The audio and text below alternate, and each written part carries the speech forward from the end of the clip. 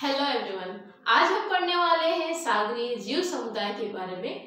तो चूंकि यहाँ सागरीय जीव जो है दो रूपों में मिलते हैं, एक आपका पादप, दूसरा जंतु। तो ये पादप और जंतु जो है किसी निश्चित पर्यावरणीय दशाओं में निवास करते हैं, यानी सागरीय क्षेत्रों में ही है, विभिन्न गहराइयों में कह लीजिए या विभिन्न प्रकार के पर्यावरणीय दशा। जैसे कि मान के चलिए, चूंकि सागरीय क्षेत्रों में तापमान अलग अलग होता है। अगर हम देखें सतह से नीतल की ओर, तो सतह का टेम्परेचर ज़्यादा होता है, जैसे जैसे नीचे की ओर जाते जाएगा टेम्परेचर कम होता जाएगा। तो सतह वाले क्षेत्रों में जहाँ टेम्परेचर ज़्यादा है, उन क्षेत्रों में अलग प्रकार के जीव मिलेंगे। तली पर जो टेम्परेचर बहुत कम है, वहाँ पर अलग प्रकार के जीव मिलेंगे। और अगर मध्यवर्ती भागों में देखें, जहाँ पर टेम्परेचर मॉडरेट है, वहाँ पर अलग प्रकार के जीव मिलेंगे। तो इन जीवों को, चूंकि ये अलग अलग गहराई पर निवास कर रहे हैं, तो इन जीवों को समुदाय में विभक्त किया गया है, यानी कि इनको एक समुदाय में रखा गया है। तो इनको आवास के आधार पर तीन भागों में डिवाइड करेंगे। सागरीय जीव तीन समुदाय के रूप में होंगे। पहला है प्लैंकटन समुदाय, दूसरा है नेक्टन समुदाय, तीसरा है तलवासी समुदाय। तो सबसे पहले हम प्लैंकटन समुदाय पर आते हैं। प्लैंकटन समुदाय के अंतर्गत ऐसे जीव होंगे जो सागरीय क्षेत्र में सिर्फ 0 से 200 मीटर की गहराई पर रहते हैं, यानी कि यह गहराई प्रकाश मंडल को इंगित करता है। क्योंकि हम जानते हैं सागरीय क्षेत्र में सतह यानी कि सी लेवल से हम जाएंगे 200 मीटर तक, ये होता है प्रकाश मंडल। तो इसी प्रकाश मंडल में जब प्लैंकटन समुदाय निवास करते हैं, तो ये ऐसे जीव होते हैं जो सागरीय गति के साथ उतरते एवं बहने वाले जीव हैं। उतराने एवं बहने वाले जीव, यानी कि इनको सागरीय गतियों द्वारा ये बहते रहते हैं, या फिर सागरीय गतियां इनको उतराती यानी कि अप एंड डाउन मोशन ला देती है, या फिर सागरीय गति के साथ ये बहते हैं। तो इस तरीके से प्लैंकटन समुदाय जो है ये सिर्फ प्रकाश मंडल में मिलने वाले जीव हैं। प्लैंकटन समुदाय को दो आधारों पर डिवाइड करेंगे, जिसके पुनः दो उपभाग हैं। तो यहाँ पर देखिए, एक आकार के आधार पर, दूसरा सामान्य आधार पर। आकार के आधार पर जो है ये डिवीजन है आपका माइक्रो प्लैंकटन के रूप में, और दूसरा है पाइको प्लैंकटन। तो माइक्रो प्लैंकटन जो है, इसका साइज शब्द से ही है, माइक्रो मतलब होता है बड़ा, यस, यानी कि ऐसे जीव होंगे जो साइज में बड़े होंगे, और पाइको प्लैंकटन ऐसे जीव होंगे जो साइज में छोटे होंगे। यानी कि माइक्रो प्लैंकटन की जो साइज होती है 2 से 20 सेंटीमीटर, जबकि पाइको प्लैंकटन का होता है 0.2 से 2 माइक्रोन। इतनी इसकी साइज होती है, यानी कि ये आपका माइक्रो प्लैंकटन जो है, जंतु प्लैंकटन और पादप प्लैंकटन दोनों आते हैं, और ये वाली साइज के अंतर्गत बहुत सारे बैक्टीरिया आएंगे जिनको हम नंगी आंखों से नहीं देख पाएंगे। ओके, ये हो जाएंगे आकार के आधार पर। उसके बाद आ जाएंगे सामान्य आधार पर, हम इसका डिवीजन करेंगे। तो सामान्य आधार पर दो डिवीजन है, पहला है आपका फाइटोप्लैंकटन, दूसरा है जंतुप्लैंकटन। फाइटोप्लैंकटन जो है, जिसको हम पादप प्लैंकटन भी कह सकते हैं। तो फाइटोप्लैंकटन ऐसे होंगे, चूंकि ये पादप है जो प्रकाश संश्लेषण की क्रिया करेंगे। चूंकि हम जानते हैं प्लैंकटन समुदाय कहाँ रहते हैं, 0 से 200 मीटर की डेप्थ तक। वो डेप्थ क्यों इतना स्पेशल है, क्योंकि ये प्रकाश मंडल वाला क्षेत्र है। तो प्रकाश मंडल वाले क्षेत्र में ही पादप प्लैंकटन जिंदा रह सकते हैं, क्योंकि ये प्रकाश संश्लेषण की क्रिया करेंगे। ओके, यानी कि ये होंगे आपका प्राथमिक उत्पादक। सागरीय क्षेत्र में फाइटोप्लैंकटन जो है प्राथमिक उत्पादक के रूप में आहार श्रृंखला में अपने प्रथम श्रेणी पर आते हैं। ये जो है काफी भारी संख्या में होती है, इसकी संख्या बहुत ज्यादा होती है, और ये ग्रो भी इतनी तेजी से करते हैं, बहुत जल्दी इसका उत्पादन का जो दर है काफी ज्यादा है, और इसका उपभोग भी उतना ही जल्दी होता है। कहने का मतलब ये इतनी जल्दी अपना ग्रो कर ले रहे हैं, लेकिन उसको खाने वाले भी बहुत जल्दी इसको खत्म करते जाते हैं। खत्म हो रहा है, फिर उसका प्रोडक्शन इतना हाई है कि उसको भरपाई कर ही लेते। फाइटोप्लैंकटन के अंतर्गत आते हैं शैवाल, डायटम, प्लाइजेट्स। इसके अलावा और भी हैं, तो इसके अंतर्गत मैंने 3 नाम दिए, शैवाल, डायटम और प्लाइजेट्स। ये आएंगे फाइटोप्लैंक्टन के अंतर्गत। उसके बाद हम आते हैं जंतु प्लैंक्टन पर। जंतु प्लैंक्टन ऐसे जीव होंगे जो उपभोक्ता के रूप में होते हैं, यानी कि ये फाइटोप्लैंक्टन को खाने वाले जीव होंगे। जंतु प्लैंक्टन एक्चुअली में 3 प्रकार के होते हैं पोषण के आधार पर। पहला ये शाकाहारी जंतु प्लैंक्टन, दूसरा मांसाहारी, तीसरा आपका वियोजक। ये होंगे 3 प्रकार के। एक आपका शाकाहारी, शाकाहारी मतलब जो फाइटोप्लैंक्टन को खा रहे। उसके बाद होते हैं मांसाहारी, मांसाहारी जो छोटे छोटे जंतु प्लैंक्टन को खाने वाले जीव। उसके बाद वियोजक, वियोजक के रूप में बैक्टीरिया होंगे जो वियोजन का काम करते हैं। तो इसका मतलब ये पोषण के आधार पर 3 रूप में होंगे। और अगर हम इसको देखेंगे आकार के आधार पर, तो आकार के आधार पर भी 2 प्रकार के होंगे। तो आकार के आधार पर 2 प्रकार जो है, पहला है आपका 2 डिवीजन कर रहे हैं। पहला है सूक्ष्मदर्शी, दूसरा है स्थूलदर्शी। सूक्ष्मदर्शी मतलब सूक्ष्मदर्शी यंत्र से यानी माइक्रोस्कोप से जो देखे जाने वाले जीव हैं, और स्थूलदर्शी जिन्हें हम नंगी आंखों से भी देख सकते हैं, यानी बड़े साइज के। सूक्ष्मदर्शी जीव जो हैं इसके अंतर्गत जैसे आते हैं कोपार्ड, रेडियोलेरिया,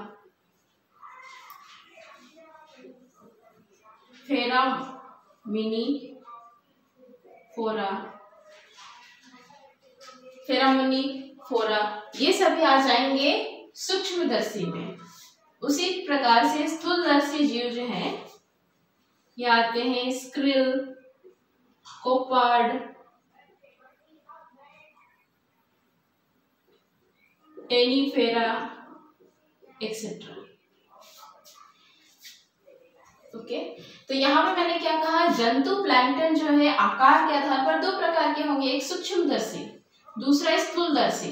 सूक्ष्मदर्शी में मैंने यहाँ 3 नाम लिखे, जैसे कोपार्ड, रेडियोलेरिया, फेरामिनीफोरा। उसके बाद स्थूलदर्शी में स्क्रिल, कोपार्ड और टेनिफेरा, ये होंगे, ये आ जाएंगे जंतु प्लैंक्टन में जो नंगी आंखों से भी देखे जा सकते हैं। उसके बाद आ जाइए विभिन्न गहराई पर व्यतीत किए गए समय के आधार पर जंतु प्लैंक्टन को पुनः डिवीजन करेंगे, जिसमें है पहला होलो जंतु और दूसरा है मेरो जंतु। पहला होलो जंतु, दूसरा मेरो जंतु, यानी कि ये विभिन्न गहराई पर जो समय व्यतीत करते हैं उसके आधार पर। जंतु प्लैंक्टन जो है हम जानते हैं प्रकाश मंडल में ही रहते हैं, लेकिन कुछ ऐसे जीव भी हैं जो प्रकाश मंडल से कहीं और भी क्षेत्रों में चले जाते हैं, जैसे कि होलो जंतु प्लैंक्टन। होलो जंतु प्लैंक्टन ऐसे जंतु होंगे जो अपना पूरा समय जो है प्रकाश मंडल में ही व्यतीत करेंगे। कहने का मतलब है जैसे ये जन्म लेते हैं, जन्म से लेकर के कंप्लीट मृत्यु तक ये होलो जंतु प्लैंक्टन, यानी कि मृत्यु तक वहीं रहेंगे, इसे कहेंगे होलो जंतु प्लैंक्टन। उसके बाद है मेरो जंतु प्लैंक्टन, जस्ट इसके अपोजिट, यानी कि जन्म लेंगे प्रकाश मंडल में, युवा अवस्था तक रहेंगे, युवा अवस्था जैसे इनको ये पहुंच जाते हैं तब ये विभिन्न गहराइयों में चले जाते हैं। तो मेरो जंतु प्लैंक्टन जो है युवा अवस्था तक ही प्रकाश मंडल में अपना समय बिताएगा, उसके बाद ये अन्य क्षेत्रों में चले जाते हैं। मेरो जंतु प्लैंक्टन को फर्दर 2 डिवीजन में डिवाइड किया गया है। पहला है नेक्टोजंतु प्लैंक्टन, फिर है बेंथोजंतु प्लैंक्टन। नेक्टोजंतु प्लैंक्टन को कैसे जंतु प्लैंक्टन होंगे, ये ऐसे, नेक्टो का मतलब होता है तैरने वाला।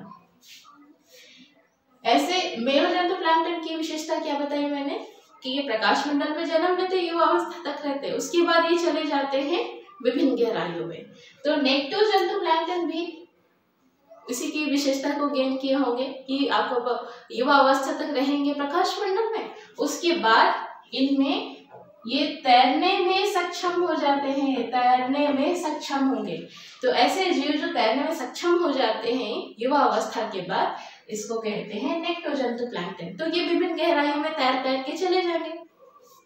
बेंथोजंतु प्लैंक्टन ऐसे प्लैंक्टन होंगे जो युवा अवस्था के बाद तली में रहते हैं, यानी कि सागर की अधिकतम गहराई की ओर चले जाते हैं। तो अधिकतम गहराई की ओर चले जाएंगे और वहां पर इनका पोषण किस तरीके से होगा, ये इनका पोषण जो है सागरीय जीवों के अवशेष से अपना भोजन प्राप्त करेंगे, इसी को ये खा के जिंदा रहेंगे। ओके, तो ये हो गए हैं प्लैंटन समुदाय का जो प्रकाश मंडल में रहने वाले। उसके बाद आ जाइए नेक्टन समुदाय।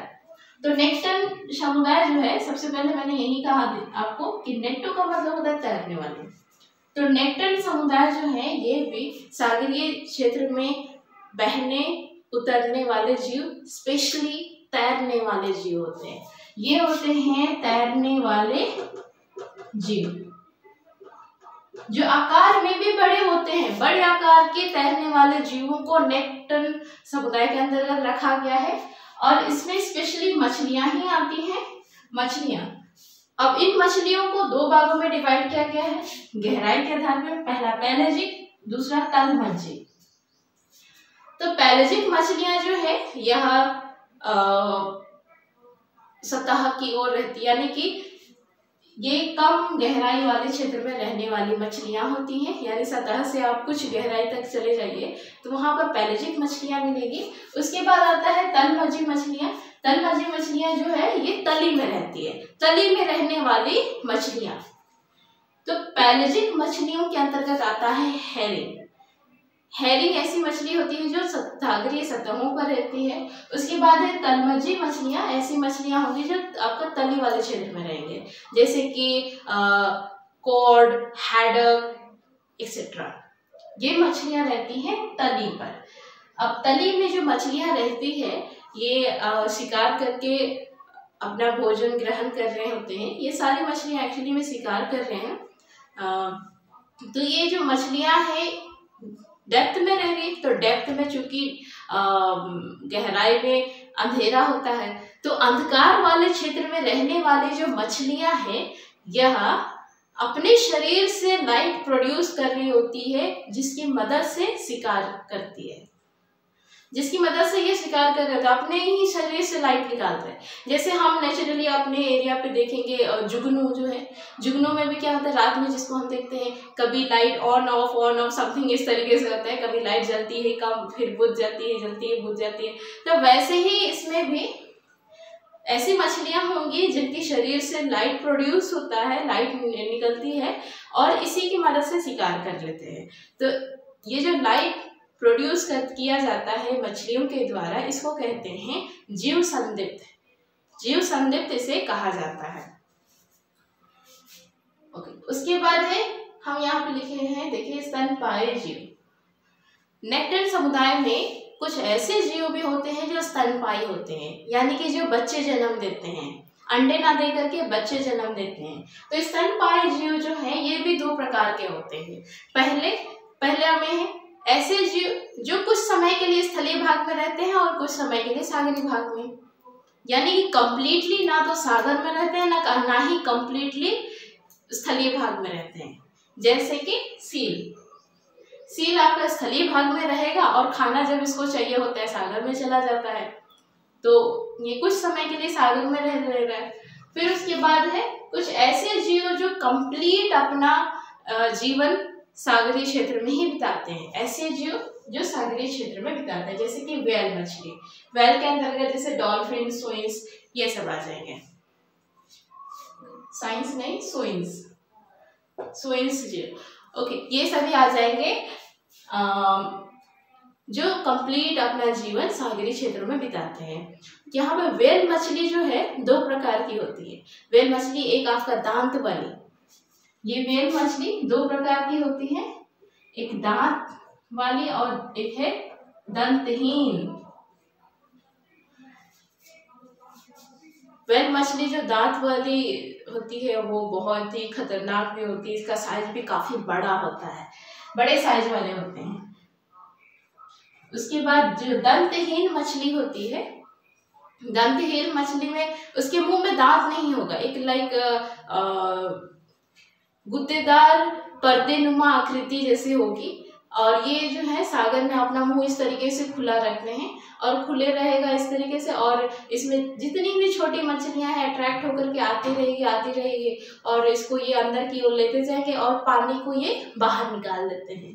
पानी वो जो पर्दे जैसा है उसकी मदद से जीव को बाहर फिर से निकलने का मौका नहीं मिलता है और ये जीवों को उस तरीके से अपना आहार के रूप में ग्रहण करते हैं। इस व्हेल मछली में अभी ब्लू व्हेल जो है ये बहुत ही दुर्लभ कंडीशन में है, यानी कि इसको बहुत ज़्यादा शिकार किया गया है। पहले ज़माने से ही व्हेलिंग की जाती थी, यानी व्हेल मछलियों का शिकार किया जाता था, क्योंकि व्हेल मछली से बहुत सारी चीज़ें प्रोडक्ट बनती है। कारखानों में जैसे स्नेहक बनता है, कुछ आपका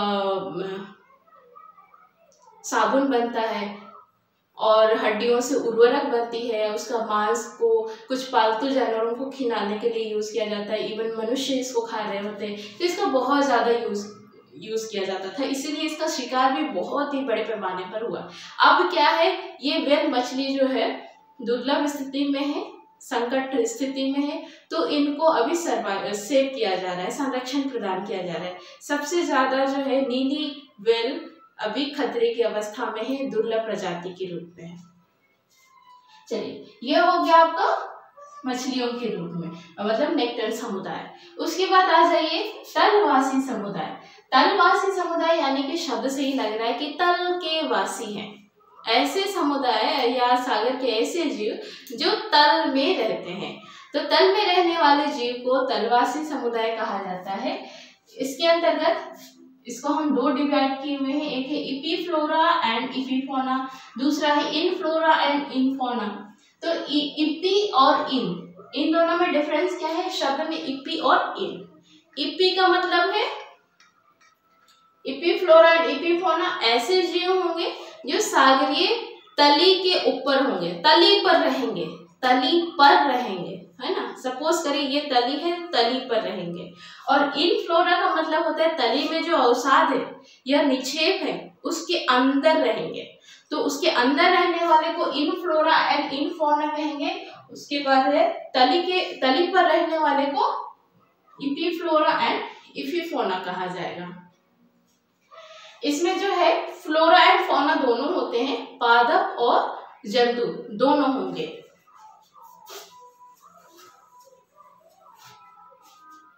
जैसे फ्लोरा को कहा जाता है पादप है ये आपका, फौना जो है जंतु।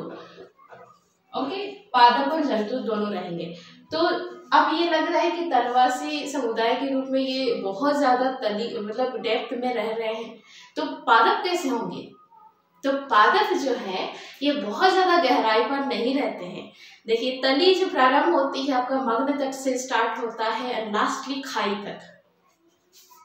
ये जो सागर की संरचना है इस तरीके से होती है। नीतल का उच्चारण, सपोज ये करिए आपका सी लेवल है,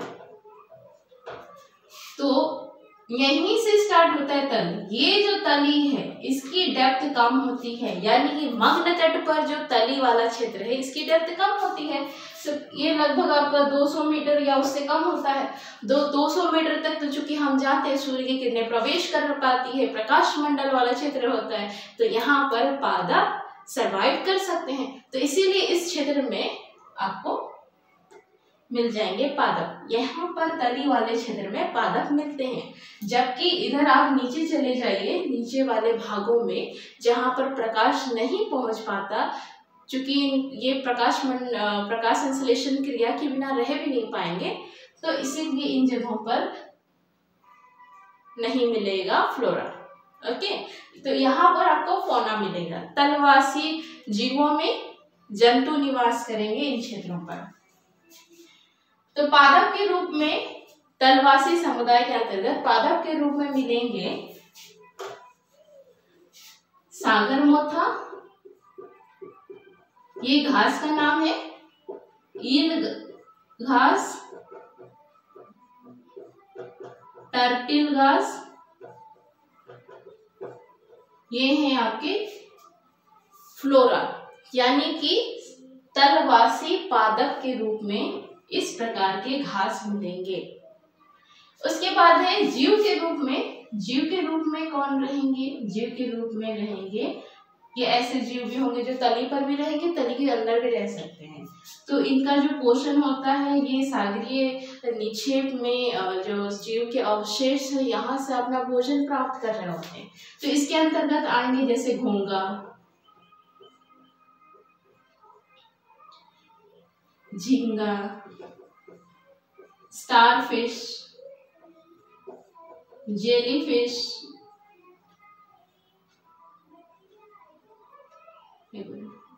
ब्रिटल स्टार, ये सभी रहेंगे एंड एक्सेट्रा। तो ये ऐसे जीव होंगे जो तली पर रहेंगे। तो इनका पोषण है निक्षेपों से, ये निक्षेपों से ही अपना भोजन प्राप्त कर रहे होते हैं।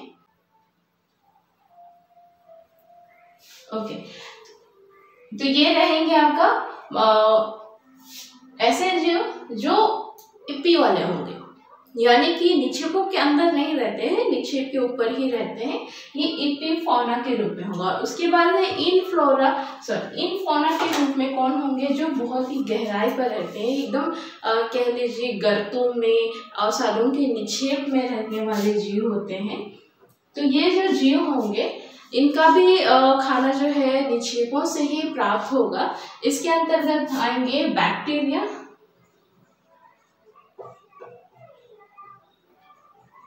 सागरीय मकड़ा एक्सेट्रा। ये ऐसे जीव होंगे जो आपका इनफौना के रूप में होंगे, यानी कि निक्षेपों के अंदर रहते हैं।